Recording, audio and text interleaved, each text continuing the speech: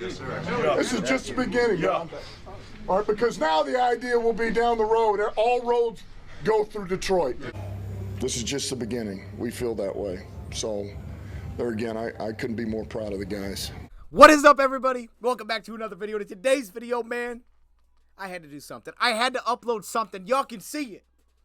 The fireworks. There's no sound, actually. I don't know why the fireworks looks kind of green. I'm sorry. But the fireworks is taking place, man, because it's a celebration today. We are celebrating the Detroit Lions winning the NFC North for the first time ever. Winning the division for the first time since 1993. And pulling off 11 wins in a single season for only the third time ever, I believe. Or the fourth time ever. It's one of the two. I don't know. We got an opportunity to make it more. The 1 seed is still in play if San Francisco takes a couple of L's. The 2 seed is still in play if we win out. But all that matters right now is that it's Christmas Eve. And for Christmas, we unwrapping an NFC North title. Oh my goodness. Let's get it started. Welcome everybody to another video. Glad you guys are here, man. And I'm going to make this thing kind of short and sweet. All right. And there's a lot of things we could talk about. We will during the week. But man, today it's about, let me get this fireworks off, by the way. I can't see nothing. This thing is just blocking everything. I'm sorry. Let me turn these off. Okay. I mean, I like the fireworks. Wait a minute. Can I put I can't put the fireworks behind me. I like the fireworks. All right, stop. Let's just talk about what really stood out for this one. First off, the Detroit Lions, they put out a couple hats last year. I think that's that grit. I don't think there's any better representation of grit than this. I mean, this was like, hey, it's not going to be pretty. You may force 4 turnovers, but it's not going to be pretty. It's not going to be easy. You're not going to walk yourself to the win. You're on the road. It's a division rival. All those games feel like they're difficult. And you have an opportunity to go win this thing, but it's not going to be in front of your home crowd. You got to do it in a hostile environment. You got all this going on when it's a 6-point game. By the way, iffy at the end of the game. Let them know what time it was. You got all that going on. It's not going to be easy. Yet, the Detroit Lions found a darn way to do it. And I brought it back. Take a year ago. Midway through the season, the Lions, losing streak. How do they snap the losing streak? It's their defense. As many times as we step back, we say it's the offense that came through, because usually it is. The offense seals the deal. We get a first down. We run out the clock. But you go back a year and a half ago when the Lions broke that streak and started rolling. The defense made 3 straight stops at home versus Green Bay, versus Aaron Rodgers, got him off the field, won the football game on defense. Fast forward, essentially a year and a half later, something like that, a year and a couple months later, for the NFC Championship on the road. It's not the offense, it's the defense that comes through. Back-to-back possessions and finds a way to win this football game. Again, it wasn't the prettiest thing. I don't want to get into all the schematics because I just had watched it live. You know, I haven't rewatched this yet.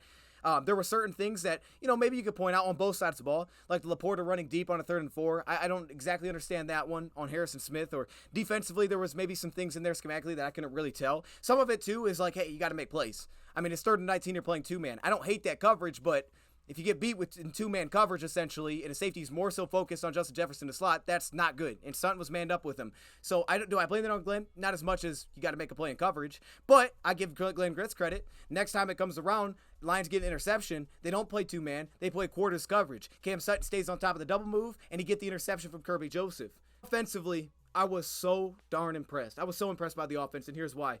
Coming into this game, man, the title of our preview was, this is the biggest test for Ben Johnson. I believe that. I didn't just put that up there because I was like, oh, this is going to sound cool. No, I believed that. This is the biggest test for Ben Johnson, right? We hear all these rumors, head coach, this thing. We know that he's going to have a ton of interest on the market, as he should. He's an excellent offensive play caller. I think he's the best to do it. But against Brian Flores, and when he's played golf, man, it's been a struggle. By the way, all the All-22 we've done, the Lions have been elite versus the blitz with Ben Johnson and Jared Goff. But a team that blitzes 50% of the time, you just wondered with the pass for Brian Flores, would this be different? Ben Johnson said, no, we're still going to be elite against the blitz. And every time I walk away from those games, when I walked away from, I rewatched him play the LA Rams when he was with Miami Dolphins as their head coach. And I walked away from that saying, man, Goff, 35 of 61, 2 interceptions, a forced fumble that was ran back for a touchdown. They lose to the Miami Dolphins on a couple short fields. They didn't punch it in. And I walk away from that saying, man, I understand it. There's examples of it not going well, but I didn't feel like McVay gave him enough answers. This has nothing to do with McVay, but I just didn't feel like he gave him enough answers. It was empty. He was throw the football. Things were just ugly. And Goff has grown. He's gotten better since then. You know, we've talked about he's gotten a lot better since then, but I can't give him enough credit. From first watch to Ben Johnson, incredible. There's going to be little things that you can probably nitpick. Incredible. 30 of 40, 75% completion percentage for Jared Goff. 1 touchdown, no picks. He was sacked 1 time.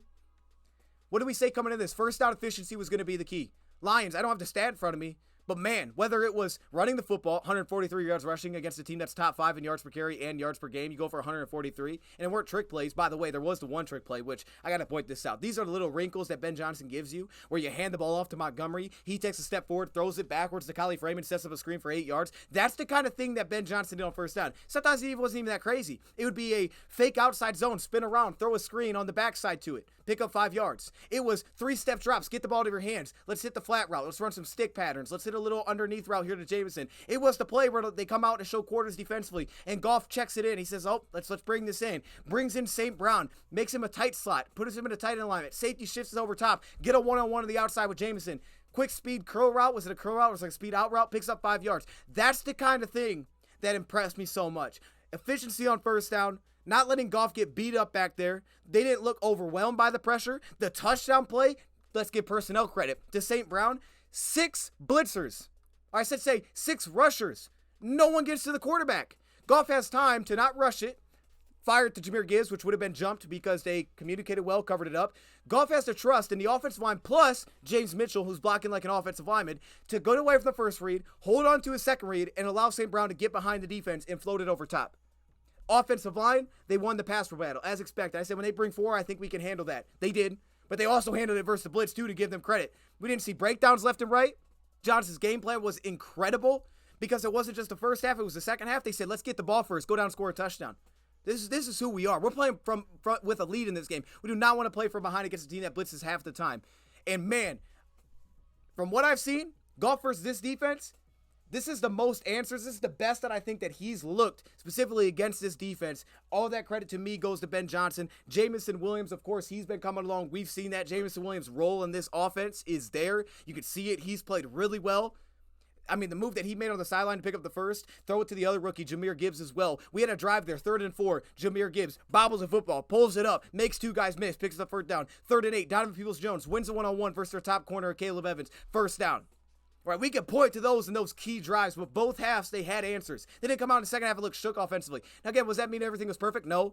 That last drive that we had offensively was about as ugly as it gets. I mean, you go from a 2nd and 7 to a false start by Josh Reynolds, then a delay of game that the personnel didn't get out fast enough. Then you hand it off, run could be there, Gibbs gets tripped up, now it's 3rd and 16. Then you hand the ball off on 3rd and 16. Didn't look like Goff was even expecting the snap, and it's like a 2-yard run, you punt it away. Then you get it back defensively, and again, those guys came through, and man, it wasn't going to be pretty. It couldn't be just simple as, hey, John Kaminsky, dive on the fumble, pick it up. Romeo Corey got pressure, you get off the field, great. Can't be that simple, no. We're not going to recover that. It's a 3rd and 27. Then guess what? Very next play, Justin Jefferson is going to catch it over top of 2 guys. Do I put that on Glenn? Not necessarily. That's 2 guys. I mean, he should be able to knock the ball down. But catches it on 2 guys. But through all of that, the reason that this mattered so much, that last drive, and why we gave ourselves an opportunity to not lose that game there, is because of the drive before defensively. Kindle Vilder. Just from rewatch, I'm not going to act like Khalil Dorsey was terrible, but you come out of the half, they get the shot to KJ Osborne. No Jordan Addison, gets the shot, gets beat over top. Then they score a touchdown, bites on the run fake, they get a touchdown. But the drive before, Kindle Vilder back-to-back plays. One-on-one with Jefferson, contested, incomplete. Comes back, try to get the tight end, incomplete. Stays outside leverage, now it's 3rd and goal. Then they force him to scramble out because it's 3rd and long. You get the stop, you force field goal. That possession was the difference. And you can even go back early in the game where Brian Branch drops an interception on 3rd and goal. Then they have a defensive holding, which puts them at like the 1 or 2 yard line. They punch it into the end zone right after that flag. Like, we had opportunities, but the guy that came through was Kindle freaking Vilder, man. The veteran, the number 2 cornerback. I think the Lions are finding an answer there. I'm telling you, I think the Lions are finding an answer there. And from initial watch, plus what I've rewatched for the last 2 games, I think Kindle Vilder's been getting better and better. He looks like the Lions have an answer. Speaking of answers, Ife Melifonwu, oh my goodness. First off, he's incredible as a blitzer. The guy was fighting through the running back to make that sack happen. Then on top of that, the interception, cover 3 defense, doesn't bite on the first crossing route, stays disciplined. Quarterback tries to pull him, but when he steps up in the pocket, he puts his eyes back left. If he stays in a balanced position where he can jump it, but then reset, get back into the middle of the field, because the quarterback had to push it back to middle. Maybe he did too far, but he had to because they're going to have an outside corner, right? So he couldn't run the receiver into that outside corner. It would have been a pick. So he tries to throw it almost through the middle of the field. Now it came out kind of ugly, but he wants to hold Iffy and throw it this way right between the corner and safety. But if he doesn't bite, discipline, jumps back and top, and it makes a ridiculous interception. We talk about the ball skills. Iffy has been such a key difference for us. And by the way, I don't know if Tracy did anything, but I think it was an incomplete pass, or that was the play where they didn't get the pass off when Tracy had to step in for a play. So give him credit, I think, for being ready. Craig Reynolds stepping in at fullback. Jahmyr Gibbs is special after the fumble to then in the second half for a stretch there say we're going to give it to Gibbs, going to give it to Gibbs, going to give it to Gibbs. And he's just answering the bell. Like, short memory. I'm good. Like, oh my goodness, man. I mean, there's so many things that I could praise in this one. There's also things that I can knock in this one. But to me, Ben Johnson's plan was A+. I thought we turned the ball over a couple times. I thought, man, we just got to keep the turnover margin close. Man, you forced 4 turnovers. Now, in fairness, they weren't like early down turnovers that really set you up perfectly. You still forced 4 turnovers, though. I mean, the Branch interception, the one at the end of the game, the other one that was a 3rd and 18 heave. But at the same time, offensively, that was super impressive. Your only turnover was a fumble that Brian Branch broke for a big play. The game plan on first down was incredible. 2 4th down conversions, right? You hand it off, you come back with a QB sneak. I mean, come on, man. Like, the offense, to me, in that sense, was incredible. Obviously, guys are filling into their roles. And also, it seemed like some of the 4 receiver personnel package, maybe get an extra defensive back on the field so they can try to lighten up the box for the run game. While at the same time, if you also like your matchups, maybe you try to force them to play a little bit more depth at receiver by putting out a 4th receiver because they're already at their 3rd string corner on the opposite side once they lost their backup corner, Mekhi Blackman. Defensively, I know he's going to get knocks. Oh, what's Aaron Glenn doing? I'll have to rewatch it to give you a fair answer, but I can say this, man. Some of that is just not making a play. Some of that's Justin Jefferson is great. Other things probably could have been on Aaron Glenn too. I'm sure. There's things I didn't love, again, about Ben Johnson this one from initial watch. However, when it mattered most, those dudes came through in the back end, and it was just incredible, man.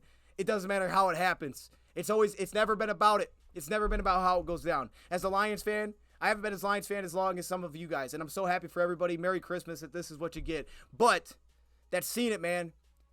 Oh, man, well, we actually did this, but they missed this call, and it never matters. We never come back the next day and the refs say, man, we're giving you that win. You got it. It never happens. You know what I'm saying? Like, that never changes the result of the outcome. The outcome is the outcome no matter how good you feel about it. And now, it didn't matter. It didn't matter if it didn't look pretty. If we were up 9 and it's like, oh, we let him back into it. It didn't matter. Because all it's going to matter is we're going to look back and say, Lions won that game. They're NFC North champions for the first time ever. They're 11-4. And we have a chance to get the 1 seed or the 2 seed, which we have our own destiny for. I mean, we literally, our own destiny. I said that wrong. We literally control our destiny. Is that the word? I don't even know what the word is. I'm just fired up. Lions are NFC North champs. I had to get on here and do a video. Michael Badgley missed an extra point, which I'm like, what the heck are we doing? But he knocked down a field goal, so he bounced back from that. They got to figure that out, though. That is one question. He didn't miss the extra point. He got blocked. So I don't know if I'm going to put that on him or not. Maybe the snap to hold time. The process could have been too long. Usually it's like 0.6 seconds that you get the snap to hold. And then by the time you get it off, usually you're pushing just over a second.